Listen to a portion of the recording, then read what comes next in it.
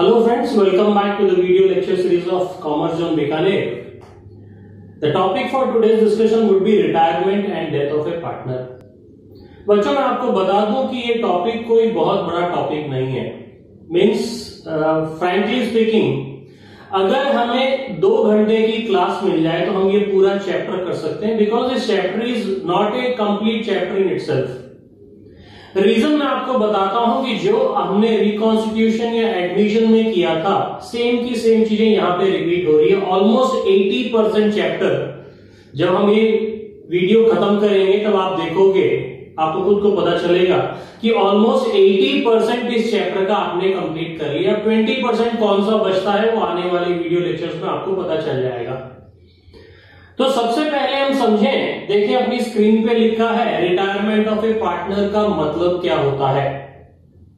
जैसे कि मैंने आपको बताया ये काम हमने कर रखा है रिकॉन्स्टिट्यूशन में. सो this is nothing but A type of reconstitution का मतलब क्या होता है, पार्टनरशिप पहले से चल रही थी, अब थोड़ा चेंज हुआ है और पार्टनरशिप आगे चलती रहेगी. Reconstitution means the business continues और the firm continues. The partners may change or may not change, or their profit sharing ratio may change or may not change. The valuation may change or may not change. कोई भी एक तरह का change है, but the business keeps on going. उसे हम कहते हैं रिकॉन्स्टिट्यूशन, जो हमने एडमिशन में किया था. तो it is nothing but it is a type of reconstitution. आगे क्या कहता है, रिटायरमेंट का मतलब आपको बता रखा है. पढ़ लेता हूं मैं जो लिखा है आपकी स्क्रीन पे, आप एक बार देख ले और इस वीडियो को पॉज कर ले और जितना लिखा हुआ है उतना आप नोट कर ले. फिर आप देखना ये चैप्टर वास्तव में बहुत इजी है. तो लिखा है रिटायरमेंट ऑफ पार्टनर के अंदर when one or more partners of the firm leaves the firm and the remaining partner continues with the business as per the new agreement is called as retirement of a partner. यहां पे आपको retirement का meaning बता रखा है. कोई एक partner या एक से ज्यादा पार्टनर बिजनेस को छोड़ के जाते हैं, जाना चाहते हैं, और बचे हुए पार्टनर्स नए एग्रीमेंट के तहत, नए प्रॉफिट शेयरिंग रेशियो के तहत अगर बिजनेस कंटिन्यू करना चाहते हैं, that is called as retirement of a partner. और पार्टनर्स एक से ज्यादा हो गए तो पार्टनर्स. फिर क्या कहता है, व्हाई रिटायरमेंट, रिटायरमेंट होता है क्यों ऐसा.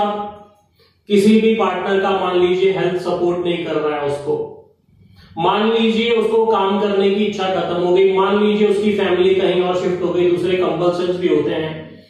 तो किसी भी कारण से कोई बीमारी लग गई या घर पे मान लीजिए उसकी जरूरत ज्यादा है, परमानेंटली डिसेबल हो गया, तो किसी भी कारण से जो है पार्टनर आपका रिटायर हो सकता है. रीजंस फॉर रिटायरमेंट आपको बता रखे हैं.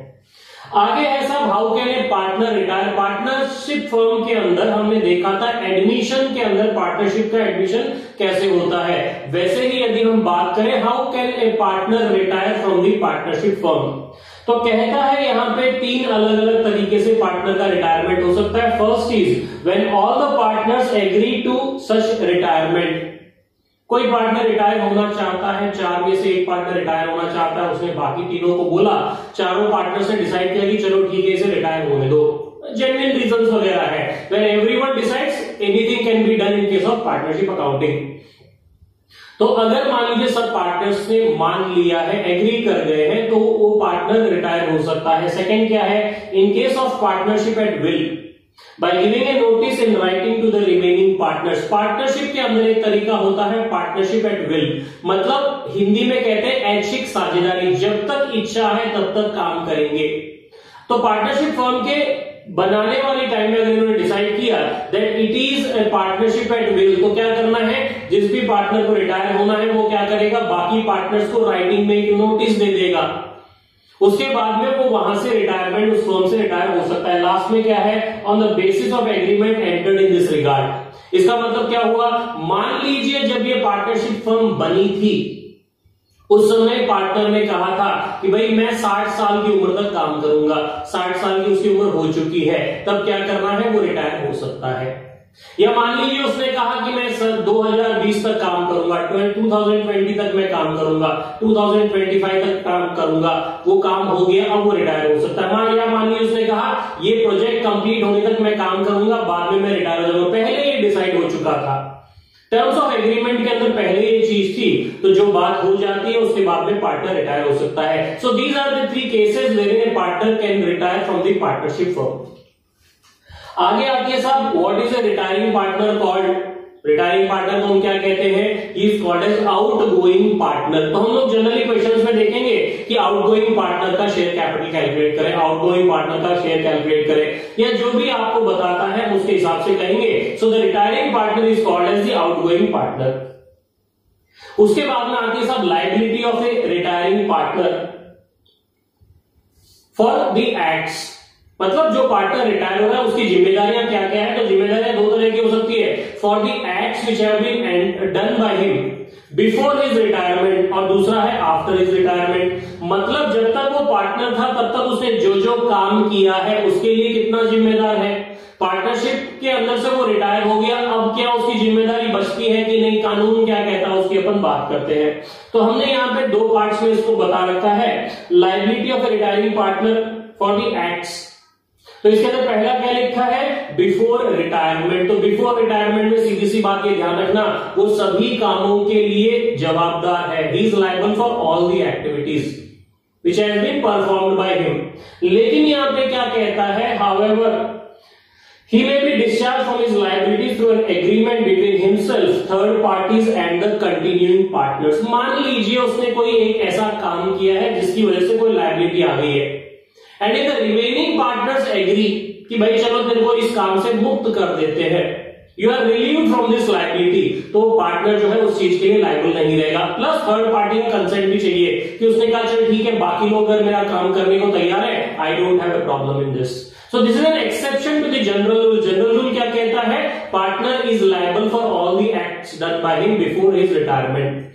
अब सब बात आती है आफ्टर रिटायरमेंट की।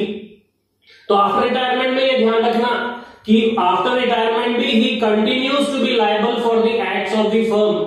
कब तक कंटिन्यू करेगा? Till he gives a notice, जब तक उसने अपना एक पब्लिक नोटिस नहीं दे दिया है that I am no more a partner of this firm.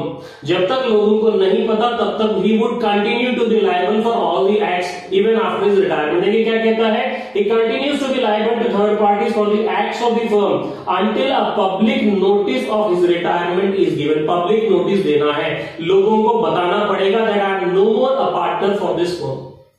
यहां तक बात समझ में आती है? आगे बढ़ते हैं। तो ये तो हो गया जनरल नॉलेज जो है आपका रिलेटिंग टू पार्टनरशिप। अब मैंने आपसे कहा था शुरू में कि ये पार्टनरशिप फर्म का जो है टॉपिक रिटायरमेंट या डेथ, ये 80% आपने कर रखा है। तो अपन देखते हैं 80% कैसे हो चुका है। तो देखिए आपको स्क्रीन पे 2 बॉक्सेस बना रखे हैं। एक बॉक्स के अंदर एरो अंदर की तरफ है, इसका मतलब पार्टनर की एडमिशन होती है तब वो क्या क्या करता है। दूसरे में एरो आप देखोगे बाहर की तरफ है, विच मींस आउटगोइंग पार्टनर अगर है तो क्या क्या काम करता है। तो सिंपल सी हम बात समझते हैं। एडमिशन के अंदर हमने क्या किया था? एडमिशन के अंदर पार्टनर नया नया आया था। तो पार्टनर नया नया अगर आया है तो पैसे किस किस चीज के लिए लाया होगा? तो 2 चीजों के लिए पैसे लाता है। किस किस चीज के लिए? ये सारी प्रॉपर्टी जितनी भी एसेट्स है उसके अंदर हिस्से के लिए वो लेके आता है कैपिटल, और उसके बाद में फ्यूचर प्रॉफिट्स में से उसको हिस्सा लेने के लिए वो लेके आता है गुडविल में अपना हिस्सा। तो 2 चीजें लेके आता है, इसलिए फर्स्ट वाले बॉक्स में आप देखोगे 2 चीजें लिख रखा है। इसका मतलब whenever a partner is entering और taking admission in partnership firm, he brings money for 2 things. लेकिन अब उसने काफी समय तक काम कर लिया है तो काफी सारी चीजों पे उसका अधिकार हो गया है। तो आप देखोगे दूसरा वाला जो बॉक्स है उसके अंदर कई सारी चीजें लिखी हुई है। इसका मतलब he is having a right over all these things. In other words he would be taking money for all these things. देखिए कौन कौन सी है। सबसे पहले लिखा है कैपिटल। कैपिटल का कंट्रीब्यूशन, उसका जो भी कैपिटल बैलेंस है वो ले जाने का अधिकारी है। दूसरा है शेयर इन गुडविल। जिस दिन वो काम करना शुरू किया था उस दिन गुडविल का पैसा लाया। जिस दिन ये पार्टनर जाना चाहता है तब तक गुडविल में और वैल्यू में इन्हांसमेंट हो गया होगा, तो वो क्या करेगा? अपने हिस्से की गुडविल का पैसा लेके जाएगा। उसके बाद में क्या लिखा है? एक्यूमुलेटेड प्रॉफिट या रिजर्व। हमने एडमिशन के अंदर भी एक टॉपिक कर रखा था एक्यूमुलेटेड प्रॉफिट या रिजर्व के अंदर, कि जब पार्टनर एडमिट होता है पुराना पार्टनर पुराने प्रॉफिट्स या पुराने लॉसेस को ले जाएंगे। अब ये पार्टनर पुराना हो चुका है क्योंकि आउटगोइंग है, ये नया पार्टनर नहीं है। तो जो भी एक्यूमुलेटेड प्रॉफिट्स है, वो एक्यूमुलेटेड प्रॉफिट बनते कैसे हैं? पार्टनर्स को हमने नहीं दिया, इकट्ठा करके रख लिया, उसे हम कहते हैं एक्यूमुलेटेड प्रॉफिट या रिजर्व्स। तो these reserves are suppose to be given to the partners. जब भी अगले चैप्टर में अपन करेंगे डिसोल्यूशन, उसके अंदर भी क्या करना है, जो भी प्रॉफिट्स हैं या जो भी रिजर्व्स हैं अनडिस्ट्रीब्यूटेड, चाहे वो लॉसेस है, उन्हें हम क्या करेंगे, पार्टनर्स को बांट देंगे in their profit sharing ratio. तो a partner is entitled to accumulated profits और लॉसेस आल्सो। उसके बाद में क्या है, share in revaluation profit. Revaluation profit हो या लॉस हो, उसके अंदर जो भी पार्टनर का हिस्सा है आउटगोइंग का, उसकी कैपिटल में हम इसे एडजस्ट कर देंगे। इसका मतलब जिस दिन वो आता है और जिस दिन वो जाता है, उसके अंदर एसेट्स की वैल्यू अगर बढ़ गई है तो उस बढ़ने में से उसका हिस्सा भी बनता है। एसेट्स की वैल्यू कम हो गई तो लॉस में भी उसका हिस्सा बनता है। उसके बाद में है share in profit up to the date of retirement और डेथ। मान लीजिए कोई पार्टनर जो है within the accounting year retire होना चाहता है, मान लीजिए 30 सितंबर को रिटायर होना चाहता है, तो 1 अप्रैल से लेके 30 अप्रैल तक का उसका जो भी एंटाइटलमेंट होगा वो सभी भी वो पार्टनर लेके जाएगा। तो share of profit till 30 September of the current year would be added to his capital, उसके कैपिटल में जोड़ेगा, which means he is entitled to profit till 30 September और till the date of his working in that firm. फिर लिखा है interest on capital up to the date of retirement या death. उसके बाद में लिखा है सैलरी, बोनस या commission up to the date of his death. जो भी एंटाइटलमेंट्स हैं, जैसे वो रेगुलर पार्टनर था, अगर बीच में जाता है, क्योंकि साल के अंत में अगर होगा तो सारा एडजस्टेड कैपिटल आपको दिया रहेगा, लेकिन विद इन द ईयर अगर वो रिटायर होता है तो all the eligibilities for a partner would be transferred to his capital account, और वो क्या करेगा, अपने कैपिटल अकाउंट के हिसाब से पैसा लेके चला जाएगा। Is this clear? अब आगे अपन देखते हैं accounting aspects involve in case of retirement और डेथ।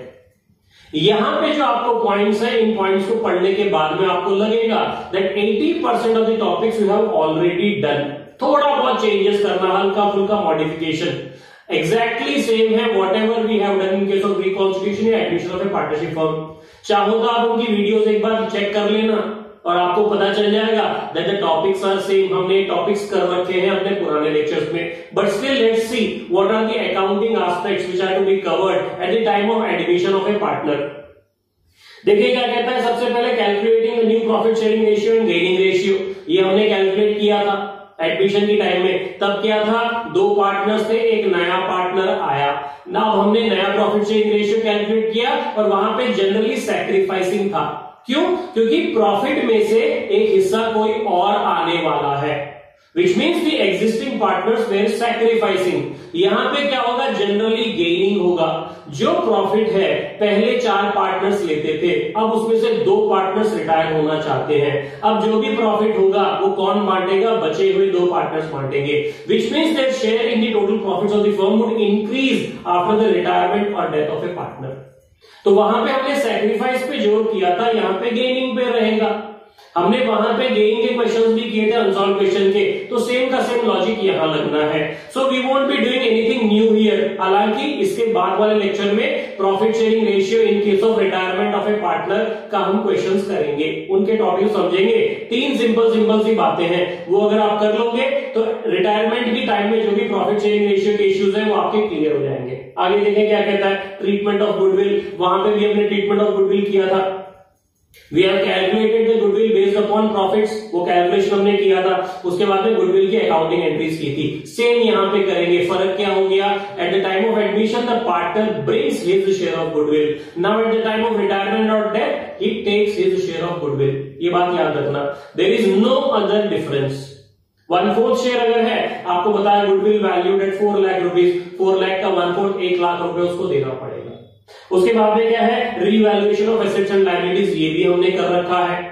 रीवैल्यूएशन का मतलब क्या होता है, change in valuation of assets and liabilities. जब आया था तब वैल्यू कुछ और थी, अब जब जा रहा है तो वैल्यू कुछ और हो गई है। आपको क्वेश्चन में दिया रहेगा, आपको वैल्यूएशन करने की जरूरत नहीं है, क्वेश्चन में दिया रहेगा। आपको सिर्फ क्या देखना है, क्या वैल्यूएशन की वजह से पार्टनर्स को फायदा हो रहा है या नुकसान हो रहा है। फायदा हो रहा है तो उसका हिस्सा देना है, नुकसान हो रहा है तो उसका हिस्सा देना है। We have done this.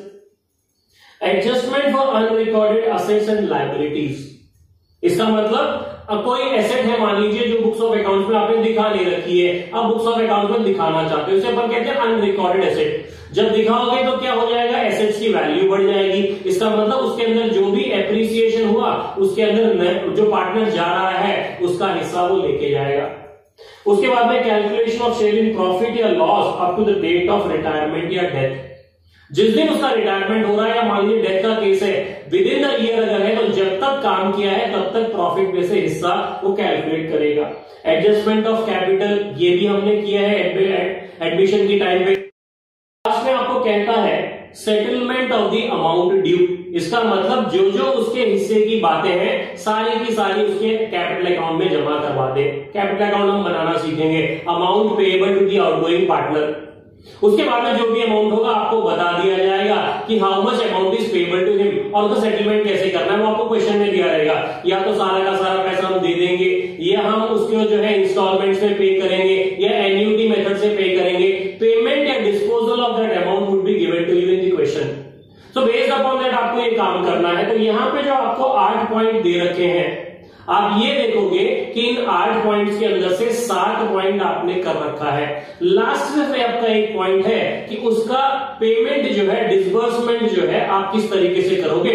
What ever amount is payable to a partner, उसका पेमेंट कैसे करना है, बेस्ड अपॉन द क्वेश्चन आपको सॉल्यूशन करना है। आती है यहाँ तक बात समझ में। तो मैंने आपसे क्या कहा था, आप देखोगे कि 80% और more of the things you have already done in the case of admission of a partner. तो ये चैप्टर एक्चुअली अलग से चैप्टर बनाने की मेरे हिसाब से जरूरत थी नहीं। छोटा सा टॉपिक अगर दे देते डिस्पोजल ऑफ पार्टनरशिप, तो मेरे ख्याल से काम हो जाता। लेकिन कोई बात नहीं, पूरा चैप्टर है तो हम इस चैप्टर को करेंगे, जिससे कि क्या है, हमारा एडमिशन के टॉपिक्स जो है वो भी वापस रिवाइज हो जाएंगे। ठीक है, तो हम लोग शुरू करते हैं पहले वाला। इसका हम सारे के सारे 8 के 8 पॉइंट्स एक लेक्चर के अंदर क्लियर करेंगे, विद एग्जांपल्स वर्कआउट करेंगे इसके प्रॉब्लम्स को। ठीक है, तो हम लोग शुरू करते हैं सबसे पहले वाला, calculate the new profit sharing ratio and gaining ratio.